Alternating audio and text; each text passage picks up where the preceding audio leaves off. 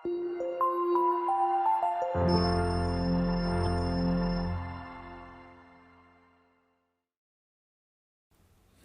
ಸ್ನೇಹಿತರೆ, ಅಮೋಘ ವರ್ಷ ಕೋಚಿಂಗ್ ಸೆಂಟರ್ ಯೂಟ್ಯೂಬ್ ಚಾನಲ್ಗೆ ನಿಮಗೆಲ್ಲ ಸ್ವಾಗತ. ಇವತ್ತಿನ ಪ್ರಮುಖವಾದಂತಹ ಕರೆಂಟ್ ಅಫೇರ್ಸ್ ಟಾಪಿಕ್ಗಳನ್ನು ಡಿಸ್ಕಸ್ ಮಾಡೋಣ. ಕಳೆದ ಸೆಷನ್ನಲ್ಲಿ ಕೇಳಲಾದಂತಹ ಪ್ರಶ್ನೆಯ ಸರಿಯಾದ ಉತ್ತರವನ್ನು ತಿಳಿದುಕೊಳ್ಳುವುದರೊಂದಿಗೆ ಇವತ್ತಿನ ಡಿಸ್ಕಷನ್ ಪ್ರಾರಂಭ ಮಾಡೋಣ. ಲಾಜಿಸ್ಟಿಕ್ ಕಾರ್ಯಕ್ಷಮತೆ ಸೂಚ್ಯಂಕ ಅಥವಾ ಲಾಜಿಸ್ಟಿಕ್ ಪರ್ಫಾರ್ಮೆನ್ಸ್ ಇಂಡೆಕ್ಸ್ ಅನ್ನು ಭಾರತದಲ್ಲಿ ಯಾವ ಸಂಸ್ಥೆಯು ಪ್ರಕಟಿಸುತ್ತದೆ ಅಂತ ಪ್ರಶ್ನೆ ಇದ್ದು, ಆಪ್ಷನ್ಗಳಲ್ಲಿ ಹಣಕಾಸು ಸಚಿವಾಲಯ, ವಾಣಿಜ್ಯ ಮತ್ತು ಕೈಗಾರಿಕೆ ಸಚಿವಾಲಯ, DPIIT ಅಥವಾ ರಸ್ತೆ ಸಾರಿಗೆ ಸಚಿವಾಲಯ ಅಂತ ಇದೆ. ಸರಿಯಾದ ಉತ್ತರ ಆಪ್ಷನ್ 2, ವಾಣಿಜ್ಯ ಮತ್ತು ಕೈಗಾರಿಕಾ ಸಚಿವಾಲಯ, ಕಾಮರ್ಸ್ ಆ್ಯಂಡ್ ಇಂಡಸ್ಟ್ರೀಸ್ ಮಿನಿಸ್ಟ್ರಿಯಿಂದ ಈ ಲಾಜಿಸ್ಟಿಕ್ ಪರ್ಫಾರ್ಮೆನ್ಸ್ ಇಂಡೆಕ್ಸ್ ಅನ್ನು ಪ್ರತಿ ವರ್ಷ ರಿಲೀಸ್ ಮಾಡಲಾಗುತ್ತೆ. ಈ ಲಾಜಿಸ್ಟಿಕ್ ಅಂತಂದರೆ ಏನು ಅಂತಂದರೆ, ಒಂದು ಪ್ರದೇಶದಿಂದ ಸರಕುಗಳನ್ನು ಮತ್ತೊಂದು ಪ್ರದೇಶಕ್ಕೆ ಒಯ್ಯುವಂತಹ ಅಥವಾ ಸ್ಥಳಾಂತರ ಮಾಡುವಂತಹ ವ್ಯವಸ್ಥೆಯನ್ನು ಲಾಜಿಸ್ಟಿಕ್ ಅಂತ ಕರೆಯಲಾಗುತ್ತೆ. ಸೊ ಈ ಒಂದು ವ್ಯವಸ್ಥೆಯನ್ನು ಯಾವ ಒಂದು ರಾಜ್ಯದಲ್ಲಿ ಅಥವಾ ಕೇಂದ್ರಾಡಳಿತ ಪ್ರದೇಶಗಳಲ್ಲಿ ಸಮರ್ಥವಾಗಿ ಒಂದು ಮ್ಯಾನೇಜ್ ಮಾಡಲಾಗ್ತಾ ಇದೆ ಅಂತ ಅನ್ನುವ ಈ ಒಂದು ರ್ಯಾಂಕಿಂಗ್ಗಳ ಪಟ್ಟಿಯನ್ನು ಭಾರತದಲ್ಲಿ ವಾಣಿಜ್ಯ ಮತ್ತು ಕೈಗಾರಿಕಾ ಸಚಿವಾಲಯದಿಂದ ಬಿಡುಗಡೆಯಾಗುವಂತಹ ಈ ಲಾಜಿಸ್ಟಿಕ್ ಕಾರ್ಯಕ್ಷಮತೆ ಸೂಚ್ಯಂಕದಲ್ಲಿ ಮೆನ್ಷನ್ ಮಾಡಲಾಗುತ್ತೆ. ಸೊ ಈ ಸರಿಯಾದ ಉತ್ತರವನ್ನು ಕಮೆಂಟ್ ಬಾಕ್ಸ್ನಲ್ಲಿ ಕಮೆಂಟ್ ಮಾಡಿದಂತಹ ಎಲ್ಲ ಸ್ಟೂಡೆಂಟ್ಸ್ಗಳಿಗೆ ಕಾಂಗ್ರ್ಯಾಚುಲೇಷನ್ಸ್. ಇದೇ ರೀತಿ ಡಿಸ್ಕಷನ್ನಲ್ಲಿ ಭಾಗವಹಿಸ್ತಾ ಇರಿ. ಮತ್ತು ಇವತ್ತಿನ ಪ್ರಶ್ನೆಯನ್ನು ನೋಡೋಣ. ಈ ಕೆಳಗಿನ ಯಾವ ಸಚಿವಾಲಯದಿಂದ ರಾಷ್ಟ್ರೀಯ ಪೋಷಣ ಮಾಸ ಅನ್ನು ಯಾವ ಸಚಿವಾಲಯದಿಂದ ಆಯೋಜನೆ ಮಾಡಲಾಗುತ್ತೆ ಅಂತ ಪ್ರಶ್ನೆ ಇದ್ದು, ಆಪ್ಷನ್ಗಳಲ್ಲಿ ಕೃಷಿ ಸಚಿವಾಲಯ, ಆರೋಗ್ಯ ಸಚಿವಾಲಯ, ಮಹಿಳಾ ಮತ್ತು ಮಕ್ಕಳ ಅಭಿವೃದ್ಧಿ ಸಚಿವಾಲಯ, ಆಪ್ಷನ್ 4 ಮೇಲಿನ ಯಾವುದು ಅಲ್ಲ ಅಂತ ಇದೆ. ಸರಿಯಾದ ಉತ್ತರವನ್ನು ಕಮೆಂಟ್ ಬಾಕ್ಸ್ನಲ್ಲಿ ಕಮೆಂಟ್ ಮಾಡಿ. ರಾಷ್ಟ್ರೀಯ ಪೋಷಣ್ ಮಾಸವನ್ನು ಯಾವ ಸಚಿವಾಲಯದಿಂದ ಆಯೋಜನೆ ಮಾಡಲಾಗುತ್ತೆ ಅಂತ ಕಮೆಂಟ್ ಬಾಕ್ಸ್ನಲ್ಲಿ ಕಮೆಂಟ್ ಮಾಡಿ. ಮುಂದಿನ ಸೆಷನ್ನಲ್ಲಿ ಕರೆಕ್ಟ್ ಆನ್ಸರನ್ನು ತಿಳಿದುಕೊಳ್ಳೋಣ. ಅಮೋಘ ವರ್ಷ ಕೋಚಿಂಗ್ ಸೆಂಟರ್ನಲ್ಲಿ ಹೊಸ KAS, PSI, ಗ್ರೂಪ್ C ಮತ್ತು PC ಆಫ್ಲೈನ್ ಬ್ಯಾಚಸ್ಗಳು ಪ್ರಾರಂಭವಾಗ್ತಾ ಇವೆ. ಇಂಟ್ರೆಸ್ಟ್ ಇರುವಂತಹ ಅಭ್ಯರ್ಥಿಗಳು ವಿಜಯನಗರದಲ್ಲಿರುವಂತಹ ಬ್ರಾಂಚ್ಗೆ ಭೇಟಿ ನೀಡುವುದರ ಮೂಲಕ ಅಡ್ಮಿಷನ್ ಮಾಡ್ಕೋಬೋದಾಗಿದೆ. ನಿಮ್ಮ ಯಾವುದೇ ಕ್ವೇರೀಸ್ಗಳಿದ್ದರೆ ಕಮೆಂಟ್ ಬಾಕ್ಸ್ನಲ್ಲಿ ಕಮೆಂಟ್ ಮಾಡಿ ಅಥವಾ ಈ ಕೆಳಗಿನ ಕಾಂಟ್ಯಾಕ್ಟ್ ನಂಬರನ್ನು ಸಂಪರ್ಕಿಸುವುದರ ಮೂಲಕ ಕ್ವೇರೀಸ್ಗಳನ್ನು ಕ್ಲಿಯರ್ ಮಾಡಿಕೊಂಡು ಅಡ್ಮಿಷನ್ ಮಾಡ್ಕೋಬೋದಾಗಿದೆ. ನಮ್ಮ ಯೂಟ್ಯೂಬ್ ಚಾನಲ್ಗೆ ಹೊಸದಾಗಿ ಭೇಟಿ ನೀಡ್ತಾ ಇದ್ದರೆ ಸಬ್ಸ್ಕ್ರೈಬ್ ಮಾಡಿ, ಬೆಲ್ ಐಕಾನನ್ನು ಕ್ಲಿಕ್ ಮಾಡಿ. ಈ ಕಂಟೆಂಟ್ ನಿಮ್ಮ ಪ್ರಿಪ್ರೇಷನ್ಗೆ ಹೆಲ್ಪ್ ಮಾಡ್ತಾ ಇದೆ ಅಂತ ಅನಿಸಿದರೆ ಕಂಟೆಂಟನ್ನು ಶೇರ್ ಮಾಡಿ ಮತ್ತು ನಿಮ್ಮ ಯಾವುದೇ ಕ್ವೇರೀಸ್ಗಳು, ಸಜೆಷನ್ಗಳಿದ್ದರೆ ಕಮೆಂಟ್ ಬಾಕ್ಸ್ನಲ್ಲಿ ಕಮೆಂಟ್ ಮಾಡಿ ಅಂತ ಹೇಳ್ತಾ ಇವತ್ತಿನ ಡಿಸ್ಕಷನನ್ನು ಪ್ರಾರಂಭ ಮಾಡೋಣ. ಇನ್ನು ಇವತ್ತಿನ ಆರ್ಟಿಕಲ್ಗೆ ಸಂಬಂಧಿಸಿದಂತಹ ಮೊದಲ ಪ್ರಶ್ನೆಯನ್ನು ನೋಡೋಣ. ಇವತ್ತು ವಿಜ್ಞಾನ ಮತ್ತು ತಂತ್ರಜ್ಞಾನದ ವಿಷಯಕ್ಕೆ ಸೇರಿದಂತಹ ಸಾಕಷ್ಟು ಆರ್ಟಿಕಲ್ಗಳನ್ನು ಡಿಸ್ಕಸ್ ಮಾಡೋಣ. ಸೊ ಕಂಪ್ಲೀಟ್ ಆದಂತಹ ವಿಡಿಯೋವನ್ನು ಫಾಲೋ ಮಾಡಿ ಅಂತ ಹೇಳ್ತಾ ಮೊದಲ ಪ್ರಶ್ನೆಯನ್ನು ನೋಡೋದಾದರೆ, ಭಾರತೀಯ ಜೈವಿಕ ದತ್ತಾಂಶ ಬ್ಯಾಂಕ್ ಅಥವಾ ಇಂಡಿಯನ್ ಬಯೋಲಾಜಿಕಲ್ ಡೇಟಾ ಬ್ಯಾಂಕನ್ನು ಸ್ಥಾಪನೆ ಮಾಡುವುದಕ್ಕಾಗಿ ಈ ಕೆಳಗಿನ ಯಾವ ಇಲಾಖೆ ಅಥವಾ ಸಂಸ್ಥೆಯಿಂದ ಬೆಂಬಲವನ್ನು ನೀಡಲಾಗಿದೆ ಅಂತ ಪ್ರಶ್ನೆ ಇದ್ದು, ಆಪ್ಷನ್ 1 ವಿಜ್ಞಾನ ಮತ್ತು ತಂತ್ರಜ್ಞಾನ ಇಲಾಖೆ, science and technology department, option 2 ಜೈವಿಕ ತಂತ್ರಜ್ಞಾನ ಇಲಾಖೆ ಅಥವಾ ಡಿಪಾರ್ಟ್ಮೆಂಟ್ ಆಫ್ ಬಯೋಟೆಕ್ನಾಲಜಿ, ಆಪ್ಷನ್ 3 ಆರೋಗ್ಯ ಸಚಿವಾಲಯ, ಆಪ್ಷನ್ 4 ರಾಸಾಯನಿಕಗಳು ಮತ್ತು ರಸಗೊಬ್ಬರ ಸಚಿವಾಲಯ, ಕೆಮಿಕಲ್ಸ್ ಆ್ಯಂಡ್ ಫರ್ಟಿಲೈಸರ್ ಮಿನಿಸ್ಟ್ರಿ ಅಂತ ಇದೆ. ಸರಿಯಾದ ಉತ್ತರ ಆಪ್ಷನ್ 2 ಜೈವಿಕ ತಂತ್ರಜ್ಞಾನ ಇಲಾಖೆ, ಡಿಪಾರ್ಟ್ಮೆಂಟ್ ಆಫ್ ಬಯೋಟೆಕ್ನಾಲಜಿ. ಈ ಒಂದು ಡಿಪಾರ್ಟ್ಮೆಂಟ್ನಿಂದ ಭಾರತೀಯ ಜೈವಿಕ ದತ್ತಾಂಶ ಬ್ಯಾಂಕ್ಗಳನ್ನು ಸ್ಥಾಪನೆ ಮಾಡುವುದಕ್ಕಾಗಿ ಸಪೋರ್ಟನ್ನು ನೀಡಲಾಗಿದೆ. ಮೊದಲಿಗೆ ಕಾಂಟೆಕ್ಸ್ಟನ್ನು ಅರ್ಥ ಮಾಡ್ಕೊಳ್ಳೋದಾದರೆ, ಇಂಡಿಯನ್ ಬಯೋಲಾಜಿಕಲ್ ಡೇಟಾ ಬ್ಯಾಂಕ್ನ ರೀಜನಲ್ ಕೇಂದ್ರವನ್ನು ಅಥವಾ ಪ್ರಾದೇಶಿಕ ಕೇಂದ್ರವನ್ನು ರೀಸೆಂಟಾಗಿ ಫರೀದಾಬಾದ್ನಲ್ಲಿ ಪ್ರಾರಂಭ ಮಾಡಲಾಯಿತು. ಸಾಮಾನ್ಯವಾಗಿ ಈ ಇಂಡಿಯನ್ ಬಯೋಲಾಜಿಕಲ್ ಡೇಟಾ ಬ್ಯಾಂಕನ್ನು ಇಂಡಿಯನ್ ಬಯೋಲಾಜಿಕಲ್ ಡೇಟಾ ಸೆಂಟರ್ ಅಂತ ಕೂಡ ಕರೆಯಲಾಗುತ್ತೆ, IBDC ಅಂತ ಕರೆಯಲಾಗುತ್ತೆ. ಮುಖ್ಯವಾಗಿ ಈ ಡಿಜಿಟೈಸ್ ಮಾಡಲಾದಂತಹ ಅಥವಾ ಡಿಜಿಟಲೀಕರಣ ಮಾಡಲಾದಂತಹ ಮಾಹಿತಿಗಳನ್ನು, ಸಂಶೋಧನೆ ಮಾಡಿದಂತಹ ಇನ್ಫಾರ್ಮೇಷನನ್ನು ಸಾರ್ವಜನಿಕ ನಿಧಿಯಿಂದ ಅಂತಂದರೆ ಪಬ್ಲಿಕ್ ಫಂಡ್ನಿಂದ ಸಂಶೋಧನೆ ಮಾಡಲಾದಂತಹ ಎಕ್ಸ್ಪೆರಿಮೆಂಟ್ಸ್ಗಳ ಇನ್ಫಾರ್ಮೇಷನನ್ನು ಈ ಇಂಡಿಯನ್ ಬಯೋಲಾಜಿಕಲ್ ಡೇಟಾ ಬ್ಯಾಂಕ್ನಲ್ಲಿ ಸಂಗ್ರಹ ಮಾಡಿ ಇಡಲಾಗುತ್ತೆ. ಸೊ ಇದರಿಂದ ಏನು ಅನುಕೂಲ ಅಂತಂದರೆ, ಇಲ್ಲಿಯವರೆಗೂ ನಮ್ಮ ಭಾರತೀಯ ಸಂಶೋಧಕರು ಮಾಡಲಾದಂತಹ ಸಂಶೋಧನೆಗಳ ಮಾಹಿತಿಗಳನ್ನು ಅಮೆರಿಕ ಮತ್ತು ಯುರೋಪ್ ದೇಶಗಳ ಒಂದು ಡೇಟಾ ಬ್ಯಾಂಕ್ಗಳನ್ನು ಬಳಸಿಕೊಂಡು ಆ ಒಂದು ಇನ್ಫಾರ್ಮೇಷನನ್ನು ಸಂಗ್ರಹಿಸಿಡ್ತಾ ಇದ್ರು. ಸೊ ಹೀಗಾಗಿ ಅಮೆರಿಕನ್ ಮತ್ತು ಯುರೋಪಿಯನ್ ಡೇಟಾ ಬ್ಯಾಂಕ್ಗಳ ಮೇಲೆ ಭಾರತೀಯ ಸಂಶೋಧಕರ ಅವಲಂಬನೆಯೇ ಜಾಸ್ತಿ ಆಗ್ತಾ ಇತ್ತು. ಸೊ ಹೀಗಾಗಿ ಈ ಒಂದು ಡಿಪೆಂಡೆನ್ಸಿಯನ್ನು ಕಡಿಮೆ ಮಾಡುವಂತಹ ನಿಟ್ಟಿನಲ್ಲಿ ಭಾರತದಲ್ಲಿ ಸ್ವಂತವಾದಂತಹ ಒಂದು ಬಯೋಲಾಜಿಕಲ್ ಡೇಟಾ ಬ್ಯಾಂಕನ್ನು ರೂಪಿಸಲಾಗ್ತಾ ಇದೆ. ಮುಖ್ಯವಾಗಿ ಈ ಒಂದು ಇನ್ಫಾರ್ಮೇಷನ್ಗಳು ಅಥವಾ ಎಕ್ಸ್ಪೆರಿಮೆಂಟ್ ಮಾಡಿದಂತಹ ಸಂಶೋಧನೆಗಳ ಮಾಹಿತಿಯನ್ನು ಬ್ರಹ್ಮ ಅನ್ನುವ ಒಂದು ಸೂಪರ್ ಕಂಪ್ಯೂಟರ್ನಲ್ಲಿ ಸಂಗ್ರಹಿಸಿಡುವಂತಹ ಪ್ರಾವಧಾನವನ್ನು ಮಾಡಲಾಗಿದ್ದು, ಇದು 4 ಪೆಟಾಬೈಟ್ಗಳು ಅಂತಂದರೆ ಈ 40 ಲಕ್ಷ ಗೀಗಾಬೈಟ್ಗಳಷ್ಟು ಸಾಮರ್ಥ್ಯವನ್ನು ಹೊಂದಿದಂತಹ ಈ ಒಂದು ಸೂಪರ್ ಕಂಪ್ಯೂಟರ್ ಬ್ರಹ್ಮ ಅನ್ನುವ ಸೂಪರ್ ಕಂಪ್ಯೂಟರ್ನಲ್ಲಿ ಈ ಜೈವಿಕ ಡೇಟಾಗಳನ್ನು ಸಂಗ್ರಹಿಸಿಡಲಾಗುವುದು.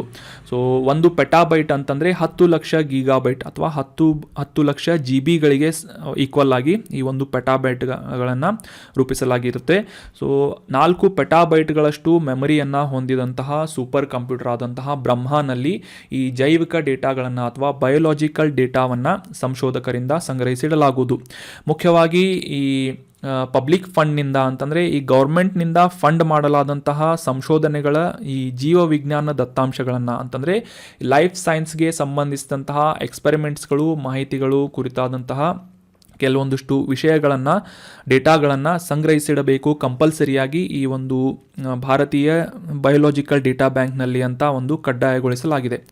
ಹೀಗೆ ಈ ಮಹತ್ವವಾದಂತಹ ಮಾಹಿತಿಗಳನ್ನು ದೇಶದಲ್ಲಿ ಸಂಗ್ರಹಿಸಿಡುವುದರಿಂದ ಈ ಸಂಶೋಧಕರಿಗೆ ಡೇಟಾವನ್ನು ದೇಶದಲ್ಲಿ ಸುರಕ್ಷಿತವಾಗಿ ಸಂಗ್ರಹಿಸುವ ಒಂದು ಪ್ಲ್ಯಾಟ್ಫಾರ್ಮನ್ನು ಈ ಜೈವಿಕ ಡೇಟಾ ಬ್ಯಾಂಕ್ ಒದಗಿಸಿಕೊಡುವುದು ಅಷ್ಟೇ ಅಲ್ಲದೆ ಈ ವಿಶ್ಲೇಷಣೆಗಾಗಿ ಬಳಸುವಂತಹ ಸ್ಥಳೀಯ ಸೀಕ್ವೆನ್ಸ್ಗಳನ್ನು ಕೂಡ ಒಂದು ಸೀಕ್ವೆನ್ಸ್ಗಳ ದೊಡ್ಡ ಡೇಟಾಬೇಸನ್ನು ಇಲ್ಲಿ ನಿರ್ಮಾಣ ಮಾಡಲು ಈ ಒಂದು ಭಾರತೀಯ ಜೈವಿಕ ಡೇಟಾ ಬ್ಯಾಂಕ್ ಏನಿದೆ ಸಹಕಾರಿ ಆಗಲಿದೆ.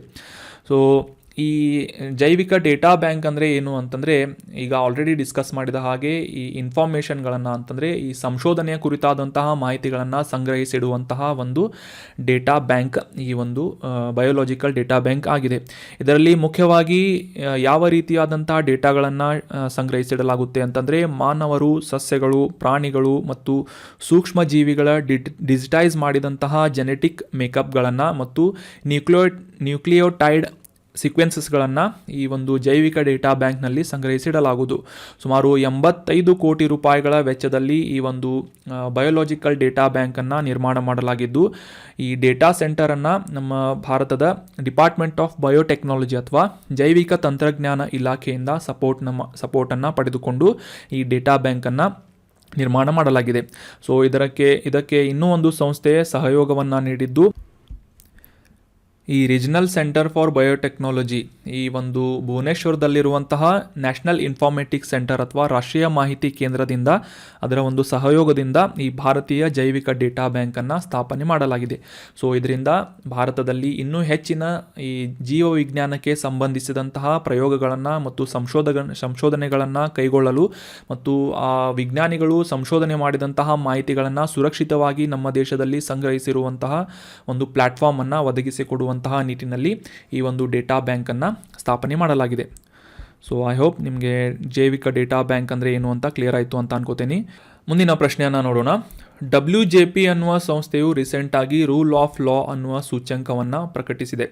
2022ರ ಈ ಸೂಚ್ಯಂಕದ ಪ್ರಕಟಣೆಯಲ್ಲಿ ಭಾರತಕ್ಕೆ ಯಾವ ರ್ಯಾಂಕ್ ದೊರಕಿದೆ ಅಂತ ಪ್ರಶ್ನೆ ಇದ್ದು, ಆಪ್ಷನ್ಗಳಲ್ಲಿ 112ನೇ ರ್ಯಾಂಕ್, ಆಪ್ಷನ್ ಬಿ 93ನೇ ರ್ಯಾಂಕ್, ಆಪ್ಷನ್ ಸಿ 89ನೇ ರ್ಯಾಂಕ್ ಅಥವಾ ಆಪ್ಷನ್ ಡಿ 77ನೇ ರ್ಯಾಂಕ್ ಅಂತ ಇದೆ. ಸರಿಯಾದ ಉತ್ತರ ಆಪ್ಷನ್ ಡಿ 77ನೇ ರ್ಯಾಂಕನ್ನು ಭಾರತ ಪಡೆದುಕೊಂಡಿದೆ. ಮುಖ್ಯವಾಗಿ ಕಾನೂನು ನಿಯಮಗಳ ಒಂದು ಫಾಲೋ ಮಾಡುವುದರ ಒಂದು ಕುರಿತಾದಂತಹ ಪ್ರಕಟಣೆ ಅಥವಾ ಒಂದು ಪಬ್ಲಿಷ್ ಆಗಿದ್ದು WJP ಅನ್ನುವ ಸಂಸ್ಥೆಯಿಂದ ಈ ಒಂದು ವರದಿಯನ್ನು ಪಬ್ಲಿಷ್ ಮಾಡಲಾಗಿದೆ. ಸೊ ಈ ರೂಲ್ ಆಫ್ ಲಾ ಅನ್ನುವ ಇಂಡೆಕ್ಸ್ ಬಗ್ಗೆ ಕೆಲವೊಂದಿಷ್ಟು ಇಂಪಾರ್ಟೆಂಟ್ ಮಾಹಿತಿಗಳನ್ನು ತಿಳಿದುಕೊಳ್ಳೋಣ. ಕಾಂಟೆಕ್ಸ್ಟ್ನಲ್ಲಿ ಡಿಸ್ಕಸ್ ಮಾಡೋದಾದರೆ 140 ದೇಶಗಳಲ್ಲಿ ಈ ಕಾನೂನಿನ ನಿಯಮಗಳ ಸ್ಥಿತಿಯನ್ನು ಅಂದರೆ ರೂಲ್ ಆಫ್ ಲಾ ಇಂಡೆಕ್ಸನ್ನು WJP ಅನ್ನುವ ಸಂಸ್ಥೆಯಿಂದ ರಿಲೀಸ್ ಮಾಡಲಾಗಿದೆ. ಸೊ WJP ಅಂತಂದರೆ ವರ್ಲ್ಡ್ ಜಸ್ಟಿಸ್ ಪ್ರಾಜೆಕ್ಟ್ ಅನ್ನುವ ಸಂಸ್ಥೆಯಿಂದ ಅಂತಾರಾಷ್ಟ್ರೀಯ ಒಂದು ನಾಗರಿಕ ಸಮಾಜ ಅಥವಾ ಸಿವಿಲ್ ಸೊಸೈಟಿ ಆದಂತಹ WJPಯಿಂದ ಈ ರೂಲ್ ಆಫ್ ಲಾ ಅನ್ನುವ ಒಂದು ಇಂಡೆಕ್ಸ್ನಲ್ಲಿ 140 ದೇಶಗಳನ್ನು ಅಬ್ಸರ್ವ್ ಮಾಡಲಾಗಿದೆ. ಸೊ ಇದರಲ್ಲಿ ಭಾರತಕ್ಕೆ 77ನೇ ರ್ಯಾಂಕ್ ದೊರೆತಿದೆ. ಈ WJP ಸಂಸ್ಥೆಯಿಂದ ಅಬ್ಸರ್ವ್ ಮಾಡಿದ ಪ್ರಕಾರ ರೂಲ್ ಆಫ್ ಲಾ ಇಂಡೆಕ್ಸ್ನಲ್ಲಿ ಸತತ 5ನೇ ವರ್ಷಕ್ಕೆ ಜಾಗತಿಕವಾಗಿ ಕಾನೂನು ನಿಯಮಗಳನ್ನು ಪಾಲಿಸುವಂತಹ ಒಂದು ವ್ಯವಸ್ಥೆ ಏನಿದೆ ಕುಸಿತಾ ಇದೆ ಅಂತ ಅಬ್ಸರ್ವೇಷನ್ ಮಾಡಲಾಗಿದೆ. ಮುಖ್ಯವಾಗಿ ಈ ಕಾನೂನಿನ ನಿಯಮಗಳ ಕುರಿತಾದಂತಹ ಎಕ್ಸಿಕ್ಯೂಷನ್ ಮಾಡುವಂತಹ ಅಥವಾ ಆ ಒಂದು ಕಾರ್ಯಗತ ಮಾಡುವಂತಹ ಕಾರ್ಯನಿರ್ವಾಹಕ ಅಧಿಕಾರಿಗಳ ವೆರಿಫಿಕೇಷನ್ ಸಿಸ್ಟಮ್ ಏನಿದೆ ಅದು ದುರ್ಬಲಗೊಳ್ತಾ ಇದೆ ಅಂತ ಅಬ್ಸರ್ವೇಷನ್ ಮಾಡಲಾಗಿದ್ದು, ಜಗತ್ತಿನಾದ್ಯಂತ ಮಾನವ ಹಕ್ಕುಗಳ ಒಂದು ರಕ್ಷಣೆ ಏನಿದೆ, ಗೌರವ ಏನಿದೆ ಕುಸಿತಾ ಇದೆ ಅಂತ ಈ ಒಂದು ರೂಲ್ ಆಫ್ ಲಾ ಇಂಡೆಕ್ಸ್ನಲ್ಲಿ WGPA ಸಂಸ್ಥೆಯಿಂದ ಒಪಿನಿಯನನ್ನು ಅಥವಾ ಒಂದು ಅಬ್ಸರ್ವೇಷನನ್ನು ಮಾಡಲಾಗಿದೆ. ಮುಖ್ಯವಾಗಿ ಈ ಒಂದು ರೂಲ್ ಆಫ್ ಲಾ ಇಂಡೆಕ್ಸ್ನಲ್ಲಿ 2022ರ ಆವೃತ್ತಿಯಲ್ಲಿ ಪ್ರಥಮ ಶ್ರೇಯಾಂಕವನ್ನು ಪಡೆದಂತಹ ದೇಶಗಳನ್ನು ನೋಡೋದಾದರೆ, ಮೊದಲನೇ ಶ್ರೇಯಾಂಕದಲ್ಲಿ ಡೆನ್ಮಾರ್ಕ್ ಫಸ್ಟ್ ರ್ಯಾಂಕ್ನಲ್ಲಿದ್ದು, 2ನೇ ರ್ಯಾಂಕ್ನಲ್ಲಿ ನಾರ್ವೆ, 3ನೇ ರ್ಯಾಂಕ್ನಲ್ಲಿ ಫಿನ್ಲ್ಯಾಂಡ್, 4ನೇ ರ್ಯಾಂಕ್ನಲ್ಲಿ ಸ್ವೀಡನ್ ಮತ್ತು 5ನೇ ರ್ಯಾಂಕ್ನಲ್ಲಿ ನೆದರ್ಲ್ಯಾಂಡ್ ದೇಶಗಳಿದ್ದರೆ, ಇನ್ನು ಕಡೆಯ ರಾಷ್ಟ್ರಗಳನ್ನು ನೋಡೋದಾದರೆ ವೆನಿಜುವಲಾ ಈ ಒಂದು ಲಿಸ್ಟ್ನಲ್ಲಿ ಲಾಸ್ಟ್ ರ್ಯಾಂಕ್ ಬಂದಿದ್ದು 140 ದೇಶಗಳಲ್ಲಿ 140ನೇ ರ್ಯಾಂಕನ್ನು ವೆನಿಜುವೆಲಾ ಪಡೆದುಕೊಂಡಿದೆ. ಅದಾದ ನಂತರ 139ನೇ ರ್ಯಾಂಕ್ ಕಾಂಬೋಡಿಯಾ ಮತ್ತು ಅಫ್ಘಾನಿಸ್ತಾನಕ್ಕೆ 138ನೇ ರ್ಯಾಂಕ್ ದೊರೆತಿದೆ. ಇನ್ನು ಭಾರತದ ರ್ಯಾಂಕಿಂಗ್ ಬಗ್ಗೆ ನೋಡೋದಾದರೆ ಈ 140 ದೇಶಗಳಲ್ಲಿ 77ನೇ ಸ್ಥಾನವನ್ನು ಭಾರತ ಪಡೆದುಕೊಂಡಿದೆ. 50 ಅಂಕಗಳನ್ನು ಪಡೆದುಕೊಳ್ಳುವುದರೊಂದಿಗೆ ಈ ರೂಲ್ ಆಫ್ ಲಾ ಇಂಡೆಕ್ಸ್ನ 2022ರ ಆವೃತ್ತಿಯಲ್ಲಿ 77ನೇ ರ್ಯಾಂಕನ್ನು ಭಾರತ ಪಡೆದುಕೊಂಡಿದೆ. ಸೊ ಈ ವಿಶ್ವ ನ್ಯಾಯ ಯೋಜನೆ ಅಥವಾ ವರ್ಲ್ಡ್ ಜಸ್ಟಿಸ್ ಪ್ರಾಜೆಕ್ಟ್ ಸಂಸ್ಥೆಯ ಬಗ್ಗೆ ತಿಳಿದುಕೊಳ್ಳೋದಾದರೆ, ವಿಶ್ವದಾದ್ಯಂತ ಕಾನೂನಿನ ನಿಯಮಗಳನ್ನು ಪಾಲನೆ ಮಾಡುವುದರಲ್ಲಿ ಜಗತ್ತಿನಾದ್ಯಂತ ಒಂದು ನಾಲೆಜನ್ನು ಕ್ರಿಯೇಟ್ ಮಾಡುವುದು ಮತ್ತು ಅವೇರ್ನೆಸ್ಸನ್ನು ಮೂಡಿಸುವಂತಹ ನಿಟ್ಟಿನಲ್ಲಿ, ಜಾಗೃತಿಯನ್ನು ಮೂಡಿಸುವಂತಹ ನಿಟ್ಟಿನಲ್ಲಿ ನಿರ್ಮಾಣ ಮಾಡಲಾದಂತಹ ಇಂಡಿಪೆಂಡೆಂಟ್ ಮಲ್ಟಿ ಡಿಸಿಪ್ಲಿನರಿ ಸಂಸ್ಥೆಯಾಗಿ ಈ ವರ್ಲ್ಡ್ ಜಸ್ಟಿಸ್ ಪ್ರಾಜೆಕ್ಟ್ ಕೆಲಸ ಮಾಡ್ತಾ ಇದೆ. 2006ರಲ್ಲಿ ಈ ಒಂದು ಸಂಸ್ಥೆಯನ್ನು ಅಮೇರಿಕನ್ ಬಾರ್ ಅಸೋಸಿಯೇಷನ್ ಅಧ್ಯಕ್ಷೀಯ ಇನಿಷಿಯೇಟಿವ್ ಆಗಿ ವಿಲಿಯಂ ಎಚ್ ನ್ಯೂಕೋಮ್ ಅನ್ನುವ ವ್ಯಕ್ತಿಯಿಂದ ಈ ವರ್ಲ್ಡ್ ಜಸ್ಟಿಸ್ ಪ್ರಾಜೆಕ್ಟನ್ನು ಪ್ರಾರಂಭ ಮಾಡಲಾಗಿತ್ತು. So that was about rule of law index. ಇದನ್ನು ಪಬ್ಲಿಷ್ ಮಾಡುವಂತಹ ಸಂಸ್ಥೆ ಯಾವುದು ಅಂತಂದರೆ ವರ್ಲ್ಡ್ ಜಸ್ಟಿಸ್ ಪ್ರಾಜೆಕ್ಟ್. ಇದು ಅಮೇರಿಕನ್ ಬಾರ್ ಅಸೋಸಿಯೇಷನ್ನಿಂದ ಇನ್ಸ್ಪೈರ್ ಮಾಡಿಕೊಂಡು ಸ್ಥಾಪನೆ ಮಾಡಲಾದಂತಹ ಒಂದು ಇನಿಷಿಯೇಟಿವ್ ಆಗಿದೆ.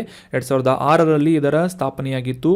ಇನ್ನು 2022ರ ಈ ಒಂದು ಸೂಚ್ಯಂಕದಲ್ಲಿ ಭಾರತಕ್ಕೆ 140 ದೇಶಗಳ ಒಂದು ಪಟ್ಟಿಯಲ್ಲಿ 77ನೇ ಸ್ಥಾನ ದೊರಕಿದೆ. So that was about summary of rule of law index. ಇನ್ನು ಮುಂದಿನ ಆರ್ಟಿಕಲನ್ನು ನೋಡೋಣ. ರೀಸೆಂಟಾಗಿ ಡಿಜಿ ಲಾಕರ್ಗಳು ನ್ಯೂಸ್ನಲ್ಲಿತ್ತು. ಸೊ ಡಿಜಿ ಲಾಕರ್ಗಳು ಈ ಕೆಳಗಿನ ಯಾವ ಸಚಿವಾಲಯದ ಪ್ರಮುಖ ಇನಿಷಿಯೇಟಿವ್ ಆಗಿದೆ ಅಥವಾ ಉಪಕ್ರಮವಾಗಿದೆ ಅಂತ ಪ್ರಶ್ನೆ ಇದ್ದು, ಆಪ್ಷನ್ಗಳಲ್ಲಿ ಆಪ್ಷನ್ 1 ವಿಜ್ಞಾನ ಮತ್ತು ತಂತ್ರಜ್ಞಾನ ಸಚಿವಾಲಯ, ಆಪ್ಷನ್ 2 ಇಂಧನ ಸಚಿವಾಲಯ ಪವರ್ ಮಿನಿಸ್ಟ್ರಿ, ಅಥವಾ option 3 electronics and information technology ministry ಅಥವಾ ಎಲೆಕ್ಟ್ರಾನಿಕ್ಸ್ ಮತ್ತು ಮಾಹಿತಿ ತಂತ್ರಜ್ಞಾನಗಳ ಸಚಿವಾಲಯ, ಆಪ್ಷನ್ 4 ರಾಸಾಯನಿಕಗಳು ಮತ್ತು ರಸಗೊಬ್ಬರಗಳ ಸಚಿವಾಲಯ ಅಂತ ಇದೆ. ಡಿಜಿ ಲಾಕರ್ಗಳು ಯಾವ ಸಚಿವಾಲಯದ ಇನಿಷಿಯೇಟಿವ್ ಅಂತಂದರೆ option 3 electronics and information technology ministry ಅಥವಾ ಎಲೆಕ್ಟ್ರಾನಿಕ್ಸ್ ಮತ್ತು ಮಾಹಿತಿ ತಂತ್ರಜ್ಞಾನದ ಸಚಿವಾಲಯದ ಅಡಿಯಲ್ಲಿ ಒಂದು ಹೊಸ ಉಪಕ್ರಮವಾಗಿ ಡಿಜಿ ಲಾಕರ್ಗಳನ್ನು ಪ್ರಾರಂಭ ಮಾಡಲಾಗಿದೆ. ಸೊ ಈ ಡಿಜಿ ಲಾಕರ್ ಬಗ್ಗೆ ಡೀಟೇಲ್ ಆಗಿ ಈ ಒಂದು ಆರ್ಟಿಕಲ್ನಲ್ಲಿ ನಾವು ಡಿಸ್ಕಸ್ ಮಾಡೋಣ. ಡಿಜಿ ಲಾಕರ್ ಅಂದರೆ ಏನು, ಯಾವ ರೀತಿ ಇವು ಕೆಲಸ ಮಾಡುತ್ತೆ, ಇವುಗಳ ಒಂದು ಅನುಕೂಲ ಏನು ಅಂತ ಈ ಒಂದು ಆರ್ಟಿಕಲ್ನಲ್ಲಿ ಕಂಪ್ಲೀಟ್ ಆಗಿ ಡಿಸ್ಕಸ್ ಮಾಡೋಣ. ಮುಖ್ಯವಾಗಿ ಈ ಒಂದು ಆಯುಷ್ಮಾನ್ ಭಾರತ್ ಡಿಜಿಟಲ್ ಮಿಷನ್ ಅದರ ಅಡಿಯಲ್ಲಿ ABDM ಈ ಒಂದು ಮಿಷನ್ನ ಅಡಿಯಲ್ಲಿ ಡಿಜಿ ಲಾಕರ್ಗಳ 2ನೇ ಹಂತದ ಇಂಟಿಗ್ರೇಷನನ್ನು ಸಂಪೂರ್ಣವಾಗಿ ಯಶಸ್ವಿ ಮಾಡಲಾಯಿತು ಅಂತ ಈ ಒಂದು ಕಾಂಟೆಕ್ಸ್ಟ್ನಿಂದ ನಮಗೆ ಅರ್ಥ ಮಾಡಿಕೊಳ್ಳಲಾಗುತ್ತೆ. ಸೊ ಈ 2ನೇ ಹಂತದ ಏಕೀಕರಣದ ಸ್ಥಿತಿಯಲ್ಲಿ ಮುಖ್ಯವಾಗಿ ಆರೋಗ್ಯ ಲಾಕರ್ಗಳನ್ನು ಅಳವಡಿಸಲಾಗಿದೆ ಅಂತ ಈ ಒಂದು ಕಾಂಟೆಕ್ಸ್ಟ್ನಿಂದ ನಮಗೆ ಅರ್ಥ ಮಾಡಿಕೊಳ್ಳಬಹುದಾಗಿದೆ. ಮುಖ್ಯವಾಗಿ ಕ್ಲೌಡ್ ಆಧಾರಿತವಾದಂತಹ ಸ್ಟೋರೇಜ್ ಪ್ಲ್ಯಾಟ್ಫಾರ್ಮನ್ನು ಈ ಡಿಜಿ ಲಾಕರ್ಗಳು ಒದಗಿಸ್ತಾ ಇದ್ದು, 2ನೇ ಹಂತದ ಈ ಒಂದು ಇಂಟಿಗ್ರೇಷನ್ ಸಿಸ್ಟಮ್ನಲ್ಲಿ ಮುಖ್ಯವಾಗಿ ವ್ಯಕ್ತಿಯ ಲಸಿಕೆಯ ದಾಖಲೆಗಳಾಗಿರ್ಬೋದು, ವೈದ್ಯರ ಪ್ರಿಸ್ಕ್ರಿಪ್ಷನ್ಗಳಾಗಿರ್ಬೋದು, ಲ್ಯಾಬ್ ವರದಿಗಳಾಗಿರ್ಬೋದು, ಆಸ್ಪತ್ರೆಯ ಒಂದು ಡಿಸ್ಚಾರ್ಜ್ ಸಮರಿಗಳಾಗಿರ್ಬೋದು, ಈ ರೀತಿಯಾದಂತಹ ಆರೋಗ್ಯಕ್ಕೆ ಸಂಬಂಧಿಸಿದಂತಹ ಸಾಕಷ್ಟು ಇನ್ಫಾರ್ಮೇಷನ್ಗಳನ್ನು ಕಲೆಕ್ಟ್ ಮಾಡುವಂತಹ ಅಥವಾ ಸಂಗ್ರಹಿಸಿಡುವಂತಹ ಸ್ಟೋರೇಜ್ ಪ್ಲೇಸ್ಗಳನ್ನು ಡಿಜಿ ಲಾಕರ್ಗಳಾಗಿ ಆರೋಗ್ಯ ಲಾಕರ್ಗಳಂತ ಈ 2ನೇ ಹಂತದ ಇಂಟಿಗ್ರೇಷನ್ನಲ್ಲಿ ಅಳವಡಿಸಲಾಗಿದೆ. ಸೊ ಈ ಡಿಜಿ ಲಾಕರ್ ಬಗ್ಗೆ ತಿಳ್ಕೊಳ್ಳೋದಾದರೆ ಮುಖ್ಯವಾಗಿ ಇದು ಡಿಜಿಟಲ್ ಇಂಡಿಯಾ ಕಾರ್ಯಕ್ರಮದ ಅಡಿಯಲ್ಲಿ ministry of electronics and information technology ಅಥವಾ ಎಲೆಕ್ಟ್ರಾನಿಕ್ಸ್ ಮತ್ತು ಮಾಹಿತಿ ತಂತ್ರಜ್ಞಾನಗಳ ಸಚಿವಾಲಯದ ಒಂದು ಪ್ರಮುಖವಾದಂತಹ ಉಪಕ್ರಮ ಅಂತ ಹೇಳ್ಬೋದಾಗಿದೆ. ಸೊ ಈ ಡಿಜಿ ಲಾಕರ್ಗಳು ಮುಖ್ಯವಾಗಿ ಡಿಜಿಟಲ್ ಡಾಕ್ಯುಮೆಂಟ್ ವಾಲೆಟ್ಗಳಂತ ಕರೆಯಲಾಗುವಂಥ. ಫಾರ್ ಎಕ್ಸಾಂಪಲ್, ಯಾವುದೇ ರೀತಿಯಾದಂತಹ ಇನ್ಫಾರ್ಮೇಷನ್ಗಳಾಗಿರ್ಬೋದು, ಡಾಕ್ಯುಮೆಂಟ್ಸ್ಗಳಾಗಿರ್ಬೋದು, ಒಬ್ಬ ವ್ಯಕ್ತಿಗೆ ಸಂಬಂಧಿಸಿದಂತಹ ವೈಯಕ್ತಿಕ ಡಾಕ್ಯುಮೆಂಟ್ಸ್ಗಳನ್ನು ಈ ಡಿಜಿಲಾಕರ್ಗಳ ಮೂಲಕ ಸಂಗ್ರಹಿಸಿಡುವಂತಹ ಪ್ರಾವಧಾನವನ್ನು ಈ ಡಿಜಿಟಲ್ ವಾಲೆಟ್ ಅಥವಾ ಡಿಜಿಟಲ್ ಡಾಕ್ಯುಮೆಂಟ್ ವಾಲೆಟ್ ಆಗಿ ನಿರ್ಮಾಣ ಮಾಡಲಾಗ್ತಾ ಇದೆ. ಸೊ ಡಿಜಿಟಲ್ ಸಬಲೀಕರಣ ಅಥವಾ ಡಿಜಿಟಲ್ ಎಂಪವರ್ಮೆಂಟ್ ಮಾಡುವಂತಹ ಗುರಿಯನ್ನು ಈ ಡಿಜಿಲಾಕರ್ ನಿರ್ಮಾಣದ ಒಂದು ಮಿಷನ್ ಏನಿದೆ ಕೆಲಸವನ್ನು ಮಾಡ್ತಾ ಇದೆ. ಈ ಡಿಜಿಟಲೀಕರಣಗೊಳಿಸಿದಂತಹ ಮಾಹಿತಿಗಳು ಅಂತಂದರೆ ಡಾಕ್ಯುಮೆಂಟ್ಗಳೇನಿರ್ತವೆ, ಇವು ಭೌತಿಕ ದಾಖಲೆಗಳೊಂದಿಗೆ ಅಂತಂದರೆ ಹಾರ್ಡ್ ಕಾಪಿಗಳನ್ನು ನಾವು ಏನು ಸಬ್ಮಿಟ್ ಮಾಡ್ತಾ ಇರ್ತೇವೆ, ಸೊ ಅದೇ ರೀತಿಯಾದಂತಹ ಭೌತಿಕ ದಾಖಲೆಗಳಿಗೆ ಸಮವಾಗಿ ಈ ಡಿಜಿಟಲೀಕರಣಗೊಂಡಂತಹ ಡಾಕ್ಯುಮೆಂಟ್ಸ್ಗಳನ್ನು ನಾವು ಪ್ರೊಡ್ಯೂಸ್ ಮಾಡಬಹುದಾಗಿದೆ ಅಂತ ಮಾಹಿತಿ ತಂತ್ರಜ್ಞಾನದ 9A ನಿಯಮದ ಪ್ರಕಾರ 2016ರ ಈ ಒಂದು ನಿಯಮದ ಪ್ರಕಾರ ಮೆನ್ಷನ್ ಮಾಡಲಾಗಿದೆ. ಸೊ ಫಾರ್ ಎಕ್ಸಾಂಪಲ್, ನೀವು ಯಾವುದೇ ರೀತಿಯಾದಂತಹ ನಿಮ್ಮ ಸ್ಕೂಲ್ ಸರ್ಟಿಫಿಕೇಟ್ ಆಗಿರ್ಬೋದು, ಆರೋಗ್ಯಕ್ಕೆ ಸಂಬಂಧಿಸಿದಂತಹ ಆಫಿಷಿಯಲ್ ಅಥವಾ ಅಧಿಕೃತವಾದಂತಹ ಡಾಕ್ಯುಮೆಂಟ್ಸ್ಗಳನ್ನು ಈ ಒಂದು ಡಿಜಿಟಲೀಕರಣಗೊಳಿಸಿ ಡಿಜಿಟಲ್ ಲಾಕರ್ಗಳಲ್ಲಿ ಸೇವ್ ಮಾಡಿ ಇರಬಹುದು.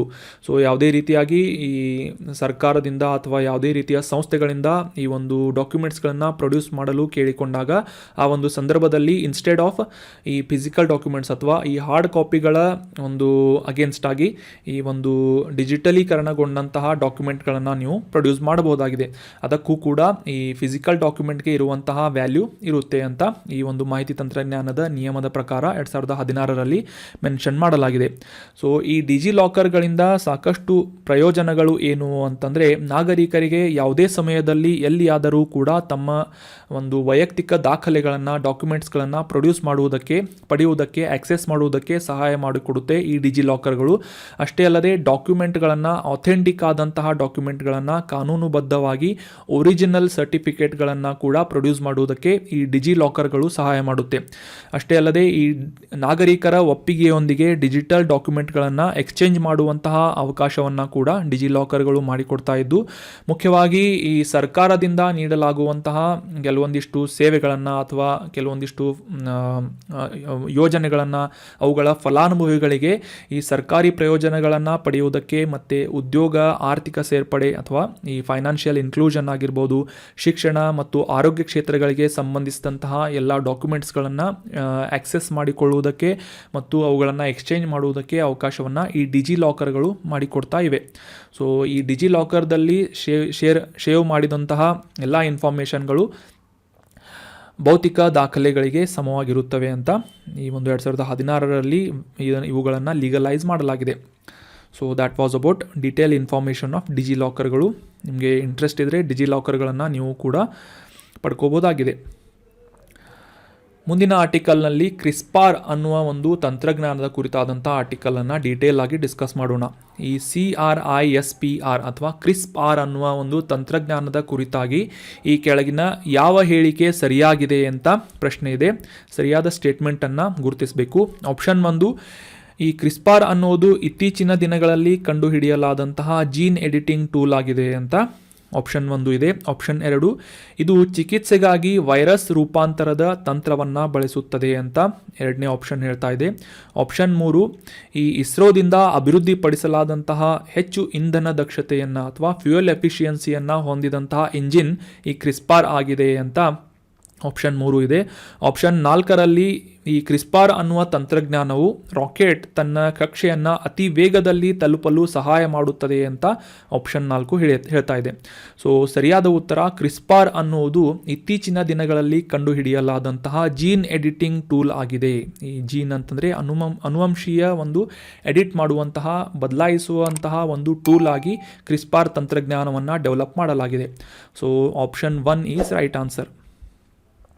ಸೊ ಈ ಕ್ರಿಸ್ಪಾರ್ ಬಗ್ಗೆ ಡೀಟೇಲ್ ಆಗಿ ಈ ಒಂದು ಆರ್ಟಿಕಲ್ನಲ್ಲಿ ನಾವು ಡಿಸ್ಕಸ್ ಮಾಡೋಣ. ಮೊದಲಿಗೆ ಕಾಂಟೆಕ್ಸ್ಟನ್ನು ಅರ್ಥ ಮಾಡ್ಕೊಳ್ಳೋದಾದರೆ, ರೀಸೆಂಟಾಗಿ ನೇಚರ್ ಅನ್ನುವ ಜರ್ನಲ್ನಿಂದ ಅಥವಾ ನಿಯತ್ಕಾಲಿಕೆಯಿಂದ ಒಂದು ಇನ್ಫಾರ್ಮೇಷನ್ ಪ್ರಕಟವಾಗಿತ್ತು ಅಥವಾ ಪಬ್ಲಿಷ್ ಮಾಡಲಾಗಿತ್ತು. ಸೊ ಇದರ ಪ್ರಕಾರ ರೀಸೆಂಟಾಗಿ ವಿಜ್ಞಾನಿಗಳು ಈ ಕ್ರಿಸ್ಪಾರ್ ಅನ್ನುವ ಒಂದು ತಂತ್ರಜ್ಞಾನವನ್ನು ಬಳಸಿಕೊಂಡು ಜೀನ್ ಎಡಿಟಿಂಗ್ ಮಾಡುವುದರ ಮೂಲಕ ಈ ಕ್ಯಾನ್ಸರ್ ಕೋಶಗಳ ಮೇಲೆ ದಾಳಿ ಮಾಡುವಂತಹ ಜೀನ್ಗಳನ್ನು ಅಳವಡಿಸುವಂತಹ ಇಮ್ಯುನೋಥೆರಪಿಯ ಒಂದು ಪರಿಣಾಮಕತ್ವವನ್ನು ಸಾಮಾನ್ಯ ಕೋಶಗಳಿಗೆ ಹಾನಿಗೊಳಗಾಗದಂತೆ ಡೆವಲಪ್ ಮಾಡಲಾಗ್ತಾ ಇದೆ ಅಂತ ಈ ಕ್ರಿಸ್ಪಾರ್ ಟೆಕ್ನಾಲಜಿ ಬಗ್ಗೆ ಒಂದು ಆರ್ಟಿಕಲನ್ನು ಪಬ್ಲಿಷ್ ಮಾಡಲಾಗಿತ್ತು. ಸೊ ಇದರ ಪ್ರಕಾರ ಈ ಒಂದು ಕಾಂಟೆಕ್ಸ್ಟನ್ನು ಅರ್ಥ ಮಾಡ್ಕೊಳ್ಳೋದಾದರೆ, ಫಾರ್ ಎಕ್ಸಾಂಪಲ್ ಈ ಒಂದು DNA ಅಥವಾ ಜೀನ್ಗಳಲ್ಲಿ ಕೆಲವೊಂದಿಷ್ಟು ಕೋಶಗಳಲ್ಲಿ ಅಥವಾ ಕೆಲವೊಂದಿಷ್ಟು ಜೀನ್ಗಳಲ್ಲಿ ಯಾವುದೇ ರೀತಿಯಾದಂತಹ ಕ್ಯಾನ್ಸರ್ನಿಂದ ಅಟ್ಯಾಕ್ ಮಾಡಲಾದಂತಹ ಜೀನ್ಗಳಿದ್ದರೆ ಅವುಗಳನ್ನು ಬದಲಾಯಿಸಿಕೊಂಡು ಅವುಗಳನ್ನು ರಿಪ್ಲೇಸ್ ಮಾಡುವುದರ ಮೂಲಕ ಒಳ್ಳೆಯ ಅಥವಾ ಆ ಒಂದು ಸೀಕ್ವೆನ್ಸನ್ನು ಬದಲಾಯಿಸುವ ಮೂಲಕ ಈ ಜೀನ್ಗಳನ್ನು ಎಡಿಟ್ ಮಾಡುವಂತಹ ಒಂದು ಅನುಕೂಲವನ್ನು ಅಥವಾ ಒಂದು ಹೊಸ ತಂತ್ರಜ್ಞಾನವನ್ನು ಕ್ರಿಸ್ಪಾರ್ ಅನ್ನುವ ಒಂದು ಟೂಲನ್ನು ಡೆವಲಪ್ ಮಾಡಲಾಗಿದೆ ಅಂತ ಈ ಒಂದು ಆರ್ಟಿಕಲ್ನ ಕಾಂಟೆಕ್ಸ್ಟ್ನಿಂದ ನಮಗೆ ಅರ್ಥ ಮಾಡಿಕೊಳ್ಳಬಹುದಾಗಿದೆ. ಇಮ್ಯುನೋಥೆರಪಿ ಪರಿಣಾಮಕತ್ವವನ್ನು ಸಾಮಾನ್ಯ ಕೋಶಗಳಿಗೆ ಅಂದರೆ ಈ ನಾರ್ಮಲ್ ಆದಂತಹ ಕೋಶಗಳಿಗೆ ಯಾವುದೇ ರೀತಿಯಾದಂತಹ ಹಾನಿಯನ್ನು ಉಂಟು ಮಾಡದೆ ಈ ಒಂದು ಪರ್ಟಿಕ್ಯುಲರ್ ಡಿಸೀಸ್ಗೆ ಒಳಗಾದಂತಹ ಅಥವಾ ರೋಗಕ್ಕೆ ತುತ್ತಾದಂತಹ ಜೀನನ್ನು ರಿಪ್ಲೇಸ್ ಮಾಡುವಂತಹ ಒಂದು ತಂತ್ರಜ್ಞಾನವನ್ನು ಕ್ರಿಸ್ಪಾರ್ ತಂತ್ರಜ್ಞಾನ ಅಂತ ಡೆವಲಪ್ ಮಾಡಲಾಗಿದೆ ಅಂತ ಈ ಒಂದು ಆರ್ಟಿಕಲ್ನಲ್ಲಿ ಪಬ್ಲಿಷ್ ಮಾಡಲಾಗಿತ್ತು. ಸೊ ಈ ಕ್ರಿಸ್ಪಾರ್ ಕುರಿತಾದಂತಹ ಕೆಲವೊಂದಿಷ್ಟು ಇಂಪಾರ್ಟೆಂಟ್ ಮಾಹಿತಿಗಳನ್ನು ತಿಳಿದುಕೊಳ್ಳೋಣ. ಮೊದಲಿಗೆ ಕ್ರಿಸ್ಪಾರ್ ಅಥವಾ CRISPR ಇದರ ಫುಲ್ ಫಾರ್ಮನ್ನು ತಿಳ್ಕೊಳ್ಳೋದಾದರೆ clustered regulatory interspaced short palindromic repeats ಅಂತ. ಮತ್ತೊಮ್ಮೆ ರಿಪೀಟ್ ಮಾಡ್ತೀನಿ, ಕ್ರಿಸ್ಪಾರ್ ಅಂತಂದರೆ ಏನು ಅಂದರೆ clustered regularly interspaced short palindromic repeats ಅಂತ. ಸೊ ಇದು ಮುಖ್ಯವಾಗಿ DNA ಲೆವೆಲ್ಗಳಲ್ಲಿ ಟ್ರೀಟ್ಮೆಂಟ್ ಮಾಡುವಂತಹ ಒಂದು ತಂತ್ರಜ್ಞಾನವಾಗಿದ್ದು ಜೀನ್ ಎಡಿಟಿಂಗ್ ಟೂಲ್ ಅಥವಾ ಅನುವಂಶೀಯ ಅಥವಾ ಜೀನ್ಗಳನ್ನು ಎಡಿಟ್ ಮಾಡುವಂತಹ ಸಾಮರ್ಥ್ಯವನ್ನು ಹೊಂದಿದಂತಹ ಟೂಲ್ ಆಗಿ ಈ ಕ್ರಿಸ್ಪಾರನ್ನು ಬಳಸಿಕೊಳ್ಳಲಾಗ್ತಾ ಇದೆ.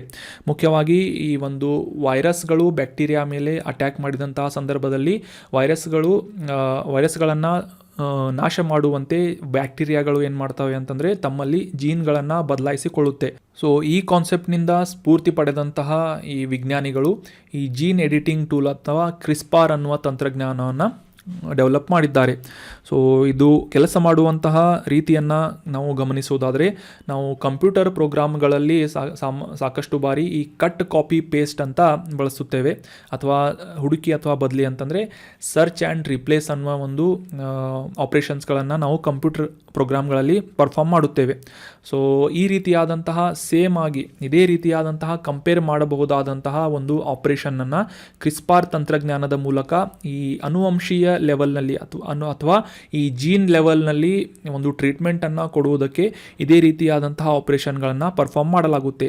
ಈ DNA ಅನುಕ್ರಮದಲ್ಲಿ ಅಥವಾ ಸೀಕ್ವೆನ್ಸ್ಗಳಲ್ಲಿ ಯಾವುದೇ ಒಂದು ಪಾಯಿಂಟ್ನಲ್ಲಿ ಯಾವುದೇ ರೋಗವನ್ನು ಅಟ್ಯಾಕ್ ಮಾಡಿದಂತಹ ಸಂದರ್ಭದಲ್ಲಿ ಆ ಒಂದು DNA ಯಾವುದೇ ರೀತಿಯಾದಂತಹ ತೊಂದರೆ ಬಂದಂತಹ ಸಂದರ್ಭದಲ್ಲಿ ಆ ಪರ್ಟಿಕ್ಯುಲರ್ DNA ಸೀಕ್ವೆನ್ಸನ್ನು ಗುರುತಿಸಿ ಅಥವಾ ಸರ್ಚ್ ಮಾಡಿ ಅವುಗಳನ್ನು ಲೊಕೇಟ್ ಮಾಡಿ ಆ ಪರ್ಟಿಕ್ಯುಲರ್ ಡಿಸೀಸ್ಗೆ ಈಡಾದಂತಹ ಅಥವಾ ರೋಗಕ್ಕೆ ತುತ್ತಾದಂತಹ ಆ ಪರ್ಟಿಕ್ಯುಲರ್ DNA ಪಾರ್ಟನ್ನು ಕಟ್ ಮಾಡಿ ಅಥವಾ ರಿಮೂವ್ ಮಾಡುವುದರ ಮೂಲಕ ಆ ಒಂದು ಸೀಕ್ವೆನ್ಸನ್ನು ಮತ್ತೊಮ್ಮೆ ಕರೆಕ್ಟ್ ಮಾಡಲಾಗುತ್ತೆ.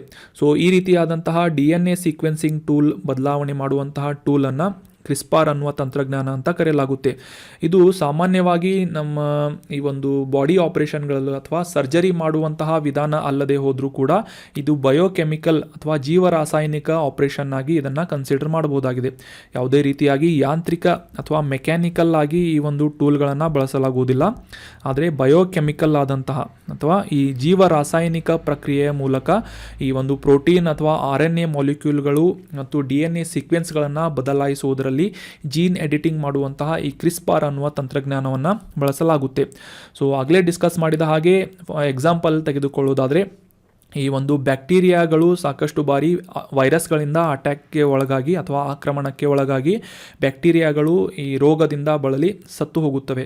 ಸೊ ಆ ಒಂದು ಸಂದರ್ಭದಲ್ಲಿ ಕೆಲವೊಂದಿಷ್ಟು ಬ್ಯಾಕ್ಟೀರಿಯಾಗಳು ಏನು ಮಾಡುತ್ತೆ ಅಂತಂದರೆ ತಮ್ಮಲ್ಲಿರುವಂತಹ ಜೀನ್ಗಳನ್ನು ಅಥವಾ ತಮ್ಮ DNA ಮತ್ತೆ ರೀಸ್ಟ್ರಕ್ಚರ್ ಮಾಡುವುದರ ಮೂಲಕ ಅವುಗಳ ಒಂದು ಸೀಕ್ವೆನ್ಸನ್ನು ಬದಲಾಯಿಸುವುದರ ಮೂಲಕ ಆ ಪರ್ಟಿಕ್ಯುಲರ್ ವೈರಸ್ಗೆ ಈಡಾದಂತಹ DNA ಕಟ್ ಮಾಡಿ ಅಥವಾ ರಿಪ್ಲೇಸ್ ಮಾಡುವುದರ ಮೂಲಕ ಒಂದು ಡಿಫೆನ್ಸ್ ಮೆಕ್ಯಾನಿಸಮನ್ನು ಹೊರತರುತ್ತವೆ. ಇದರಿಂದಾಗಿ ವೈರಸ್ಗಳು ಅಟ್ಯಾಕ್ ಮಾಡಿದಂತಹ ಒಂದು ಜೀನ್ಗಳನ್ನು ಅವು ತೊರೆದು ಹಾಕುತ್ತೆ. ಸೊ ಹೀಗಾಗಿ ಜೀನ್ಗಳಲ್ಲಿ ಎಡಿಟ್ ಮಾಡುವುದರ ಮೂಲಕ ತಮ್ಮ ರೋಗ ನಿರೋಧಕ ಶಕ್ತಿಯನ್ನು ಜಾಗೃತಗೊಳಿಸಿ ಆ ಒಂದು ರೋಗದಿಂದ ಬ್ಯಾಕ್ಟೀರಿಯಾಗಳು ತಪ್ಪಿಸಿಕೊಳ್ಳುತ್ತೆ. ಸೊ ಇದೇ ರೀತಿಯಾದಂತಹ ಕಾನ್ಸೆಪ್ಟ್ನಿಂದ ಸ್ಫೂರ್ತಿಯನ್ನು ಅಥವಾ ಇನ್ಸ್ಪಿರೇಷನನ್ನು ಪಡೆದಂತಹ ವಿಜ್ಞಾನಿಗಳು ಈ ಜೀನ್ ಎಡಿಟಿಂಗ್ ಟೂಲ್ ಆದಂತಹ ಕ್ರಿಸ್ಪಾರ್ ತಂತ್ರಜ್ಞಾನವನ್ನು ಡೆವಲಪ್ ಮಾಡಿದ್ದಾರೆ. ಸೊ ಐ ಹೋಪ್ ನಿಮಗೆ ಕ್ರಿಸ್ಪಾರ್ ಅನ್ನೋದು ಏನು ಅಂತ ಕ್ಲಿಯರ್ ಆಗಿ ಅಂಡರ್ಸ್ಟ್ಯಾಂಡ್ ಆಯಿತು ಅಂತ ಅನ್ಕೋತೀನಿ. ಏನಾದರೂ ಡೌಟ್ ಇದ್ದರೆ ಕಮೆಂಟ್ ಬಾಕ್ಸ್ನಲ್ಲಿ ಕಮೆಂಟ್ ಮಾಡಿ.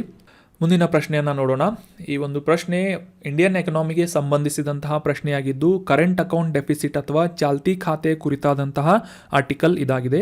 ಚಾಲ್ತಿ ಖಾತೆ ಕೊರತೆ ಅಂದರೆ ಏನು ಅಂತ ಪ್ರಶ್ನೆ ಇದ್ದು, ಆಪ್ಷನ್ಗಳಲ್ಲಿ ಒಂದು ದೇಶದ ಆಮದುಗಳು ರಫ್ತಿಗಿಂತ ಹೆಚ್ಚಾದಂತಹ ಪರಿಸ್ಥಿತಿ, ಆಪ್ಷನ್ 2 ಯಾವುದೇ ದೇಶದ ರಫ್ತು ಆಮದಿಗಿಂತ ಹೆಚ್ಚಾದಾಗ, ಆಪ್ಷನ್ 3 ಯಾವುದೇ ದೇಶವು ತನ್ನ ಸಾಲವನ್ನು ಹಿಂದಿರುಗಿಸಲು ವಿಫಲವಾದಾಗ, ಆಪ್ಷನ್ 4 ಒಂದು ದೇಶವು ತನ್ನ ಎಲ್ಲ ವಿದೇಶಿ ವಿನಿಮಯ ಮೀಸಲುಗಳು ಅಥವಾ ಫಾರೆಕ್ಸ್ ರಿಸರ್ವ್ಸ್ ಅಥವಾ ಫಾರಿನ್ ಎಕ್ಸ್ಚೇಂಜ್ ರಿಸರ್ವ್ಸ್ಗಳನ್ನು ಕಳೆದುಕೊಂಡಾಗ ಈ ಕ್ಯಾಡ್ ಪರಿಸ್ಥಿತಿ ಬರುತ್ತೆ ಅಂತ ಆಪ್ಷನ್ 4 ಹೇಳ್ತಾ ಇದೆ.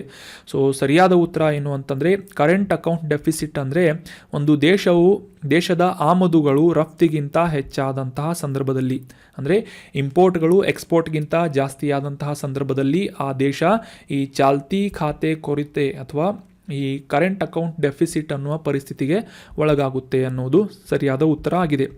ಸೊ ಈ ಕರೆಂಟ್ ಅಕೌಂಟ್ ಡೆಫಿಸಿಟ್ಗೆ ಸಂಬಂಧಿಸಿದಂತಹ ಆರ್ಟಿಕಲನ್ನು ಡೀಟೇಲ್ ಆಗಿ ಅಂಡರ್ಸ್ಟ್ಯಾಂಡ್ ಮಾಡ್ಕೊಳ್ಳೋಣ. ಮೊದಲಿಗೆ ಕಾಂಟೆಕ್ಸ್ಟನ್ನು ಅರ್ಥ ಮಾಡ್ಕೊಳ್ಳೋದಾದರೆ, ಈ ಸ್ಟೇಟ್ ಬ್ಯಾಂಕ್ ಆಫ್ ಇಂಡಿಯಾ ಅಥವಾ ಭಾರತೀಯ ಸ್ಟೇಟ್ ಬ್ಯಾಂಕ್ನಿಂದ ರೀಸೆಂಟಾಗಿ ಒಂದು ಒಪಿನಿಯನನ್ನು ನೀಡಲಾಗಿದ್ದು, ಭಾರತೀಯ ಚಾಲ್ತಿ ಖಾತೆ ಕೊರತೆ ಸಾಕಷ್ಟು ಸುಧಾರಿಸಲಿದೆ ಅಂತ ಒಂದು ಅಭಿಪ್ರಾಯವನ್ನು ಪಡಲಾಗಿದೆ. ಮುಖ್ಯವಾಗಿ ಈ ಸಾಫ್ಟ್ವೇರ್ ಉದ್ಯಮಕ್ಕೆ ಸಂಬಂಧಿಸಿದಂಥ ಸೇವೆಗಳ ರಫ್ತಾಗಿರ್ಬೋದು, ಫಾರಿನ್ ರೆಮಿಟನ್ಸಸ್ಗಳಾಗಿರ್ಬೋದು. ರೆಮಿಟನ್ಸ್ ಅಂತಂದರೆ ಯಾವುದೇ ಭಾರತೀಯ ಮೂಲದ ವ್ಯಕ್ತಿ ಭಾರತ ದೇಶದಿಂದ ಹೊರಗೆ ಹೋಗಿ ಕೆಲಸ ಮಾಡುವಂತಹ ಸಂದರ್ಭದಲ್ಲಿ ಅಲ್ಲಿ ಗಳಿಸಿದಂತಹ ಹಣವನ್ನು ಭಾರತಕ್ಕೆ ರವಾನೆ ಮಾಡುವಂತಹ ನಿಟ್ಟಿನಲ್ಲಿ ಕಳಿಸುವಂತಹ ಹಣವನ್ನು ಅಥವಾ ಒಂದು ಫಂಡನ್ನು ಫಾರಿನ್ ರೆಮಿಟನ್ಸ್ ಅಂತ ಕನ್ಸಿಡರ್ ಮಾಡಲಾಗುತ್ತೆ. ಸೊ ಅಷ್ಟೇ ಅಲ್ಲದೆ ಈ ಸ್ವಾಪ್ ಡೀಲ್ಗಳನ್ನು ಮಾಡುವುದರ ಮೂಲಕ ಕೂಡ ಸುಮಾರು 5 ಬಿಲಿಯನ್ಗಳಷ್ಟು ಫಾರೆಕ್ಸ್ ರಿಸರ್ವ್ಗಳನ್ನು, ಫಾರಿನ್ ಎಕ್ಸ್ಚೇಂಜ್ ರಿಸರ್ವ್ಗಳನ್ನು ಹೆಚ್ಚು ಮಾಡಲಿದೆ ಅಂತ ಒಂದು ಅಭಿಪ್ರಾಯವನ್ನು ಪಡಲಾಗಿದೆ. ಸೊ ಇದರಿಂದಾಗಿ ಭಾರತದ ಈ ಚಾಲ್ತಿ ಖಾತೆಯ ಕೊರತೆಯ ಸಮಸ್ಯೆ ಏನಿದೆ ಸಾಕಷ್ಟು ಕಡಿಮೆಯಾಗಲಿದೆ ಅಂತ ಅಭಿಪ್ರಾಯ ಪಡಲಾಗಿದೆ. 3.5% ಈ ಒಂದು ಕರೆಂಟ್ ಅಕೌಂಟ್ ಡೆಫಿಸಿಟ್ ಕಾನ್ಸೆಸಸನ್ನು ಕಡಿಮೆ ಮಾಡಿ 3% ಈ ಒಂದು ಬ್ಯಾಲೆನ್ಸನ್ನು ಭಾರತದಲ್ಲಿ ಏರ್ಪಡಿಸಲಾಗ್ತಾ ಇದೆ ಅಂತ ಈ ಒಂದು ಪ್ರಿಡಿಕ್ಷನನ್ನು ಸ್ಟೇಟ್ ಬ್ಯಾಂಕ್ ಆಫ್ ಇಂಡಿಯಾದಿಂದ ಮಾಡಲಾಗಿದೆ.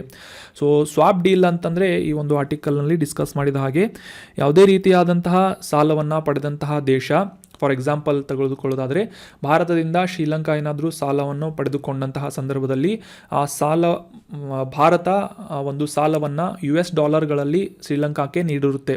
ಸೊ ಅದೇ ಒಂದು ಸಾಲವನ್ನು $ಗಳನ್ನು ಕಡಿಮೆ ಹೊಂದಿರುವಂತಹ ಶ್ರೀಲಂಕಾ ಏನು ಮಾಡುತ್ತೆ, ತನ್ನ ದೇಶದ ಕರೆನ್ಸಿ ಆದಂತಹ ಶ್ರೀಲಂಕನ್ ರುಪೀಸ್ಗಳಲ್ಲಿ ಭಾರತಕ್ಕೆ ಇಂಟ್ರೆಸ್ಟ್ನೊಂದಿಗೆ ಅಂದರೆ ಆ ಒಂದು ಬಡ್ಡಿಯೊಂದಿಗೆ ಸಾಲವನ್ನು ಮರುಪಾವತಿ ಮಾಡುವಂತಹ ಅನುಕೂಲವನ್ನು ಸ್ವಾಪ್ ಡೀಲ್ಗಳು ಅಂತ ಕರೆಯಲಾಗುತ್ತೆ. ಇನ್ನು ಇದರ ಅಪೋಸಿಟ್ ಆದಂತಹ ಒಂದು ಟ್ರಾನ್ಸಾಕ್ಷನ್ ಯಾವ ರೀತಿ ಆಗುತ್ತೆ ಅಂತಂದರೆ, ಈ ಭಾರತದಿಂದ ನೀಡಲಾದಂತಹ ಸಾಲ $ಗಳಲ್ಲಿದ್ದರೆ ಆ ಶ್ರೀಲಂಕಾ ಕೂಡ ಅವುಗಳ ಆ ಒಂದು ಹಣವನ್ನು $ಗಳಲ್ಲೇ ಮತ್ತೆ ಮರುಪಾವತಿ ಮಾಡಬೇಕಾಗುತ್ತೆ. ಸೊ ಇದಕ್ಕೆ ವಿರುದ್ಧವಾದಂತಹ ಸಿಸ್ಟಮ್ ಯಾವುದು ಅಂತಂದರೆ ಸ್ವಾಪ್ ಡೀಲ್ ಆಗಿದೆ. ತನ್ನ ದೇಶದ ಕರೆನ್ಸಿಯ ಮುಖಾಂತರ ತನ್ನ ಸಾಲದ ಮರುಪಾವತಿಯನ್ನು ಬಡ್ಡಿಯೊಂದಿಗೆ ಮರುಪಾವತಿ ಮಾಡುವಂತಹ ಡೀಲ್ಗಳನ್ನು ಅಥವಾ ಟ್ರಾನ್ಸಾಕ್ಷನ್ಗಳನ್ನು ಸ್ವಾಪ್ ಡೀಲ್ಸ್ ಅಂತ ಕರೆಯಲಾಗುತ್ತೆ. ಸೊ ಇದರಿಂದ ಕೂಡ ಈ ಫಾರೆಕ್ಸ್ ರಿಸರ್ವ್ಸ್ಗಳು ಭಾರತಕ್ಕೆ ಹೆಚ್ಚಾಗಿ ಬರಲಿವೆ ಅಂತ ಒಂದು ಅಭಿಪ್ರಾಯವನ್ನು ಪಡಲಾಗಿದೆ. ಸೊ ಈ ಚಾಲ್ತಿ ಖಾತೆ ಕೊರತೆ ಅಥವಾ ಕರೆಂಟ್ ಅಕೌಂಟ್ ಡೆಫಿಸಿಟ್ ಅಂದರೆ ನಾವು ಆಲ್ರೆಡಿ ಡಿಸ್ಕಸ್ ಮಾಡಿದ ಹಾಗೆ ಒಂದು ದೇಶದ ಆಮದು ಮಾಡಿಕೊಳ್ಳುವಂತಹ ಸರಕುಗಳು ಅಥವಾ ಸೇವೆಗಳ ಒಟ್ಟು ಮೌಲ್ಯ, ಆ ದೇಶದಿಂದ ರಫ್ತಾಗುವಂತಹ ಸರಕು ಮತ್ತು ಸೇವೆಗಳ ಪ್ರಮಾಣವನ್ನು ಮೀರಿದಂತಹ ಸಂದರ್ಭದಲ್ಲಿ ಆ ದೇಶವು ಈ ಚಾಲ್ತಿ ಖಾತೆ ಕೊರತೆ ಅಥವಾ ಕರೆಂಟ್ ಅಕೌಂಟ್ ಡೆಫಿಸಿಟನ್ನು ಅನ್ನುವ ಒಂದು ಪರಿಸ್ಥಿತಿಯನ್ನು ಎದುರಿಸಬೇಕಾಗುತ್ತದೆ ಅಂತ ಈ ಒಂದು ಕಾನ್ಸೆಪ್ಟನ್ನು ನಾವು ಕ್ಲಿಯರ್ ಆಗಿ ಅಂಡರ್ಸ್ಟ್ಯಾಂಡ್ ಮಾಡ್ಕೋಬಹುದು.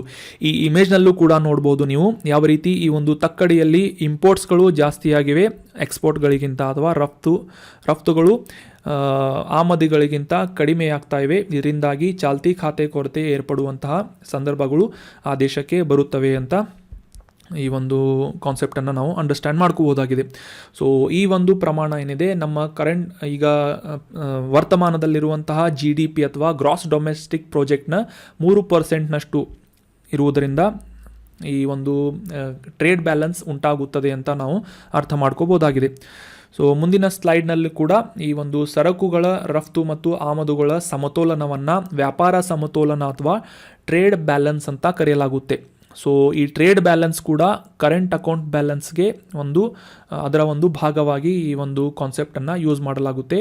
ಮುಖ್ಯವಾಗಿ ಈ 2021 ಆರ್ಥಿಕ ವರ್ಷವನ್ನು ಕನ್ಸಿಡರ್ ಮಾಡಿದಾಗ ಈ ಆಮದುಗಳು ಯಾವ ರೀತಿಯಾಗಿ ಭಾರತದಲ್ಲಿ ಹೆಚ್ಚಾಗ್ತಾ ಇವೆ ಅಂತ ಒಂದು ಅಬ್ಸರ್ವೇಷನ್ಗಳನ್ನು ಮಾಡಿದಾಗ ಮುಖ್ಯವಾಗಿ ಭಾರತವು ಈ ಕಚ್ಚಾ ತೈಲವನ್ನು ಆಮದು ಮಾಡಿಕೊಳ್ಳುವುದರಲ್ಲಿ ಬೇರೆ ದೇಶಗಳ ಮೇಲೆ ಅವಲಂಬನೆಯನ್ನು ಹೊಂದಿದೆ. ಸೊ ಅಷ್ಟೇ ಅಲ್ಲದೆ ಚಿನ್ನದ ಆಮದುಗಳನ್ನು ಮಾಡಿಕೊಳ್ಳುವುದರ ಮೂಲಕ ಕೂಡ ಈ ಒಂದು ಚಾಲ್ತಿ ಖಾತೆ ಕೊರತೆಯ ಪರಿಸ್ಥಿತಿ ಭಾರತದಲ್ಲಿ ಹೆಚ್ಚಾಗ್ತಾ ಇದೆ ಅಂತ ಈ ಒಂದು ಸ್ಟೇಟ್ಮೆಂಟ್ಗಳ ಮೂಲಕ ನಾವು ಅರ್ಥ ಮಾಡ್ಕೋಬೋದಾಗಿದೆ. ಸೊ ಈ ಕಾನ್ಸೆಪ್ಟ್ ಕ್ಲಿಯರ್ ಆಯಿತು ಅಂತ ಅನ್ಕೋತೀನಿ.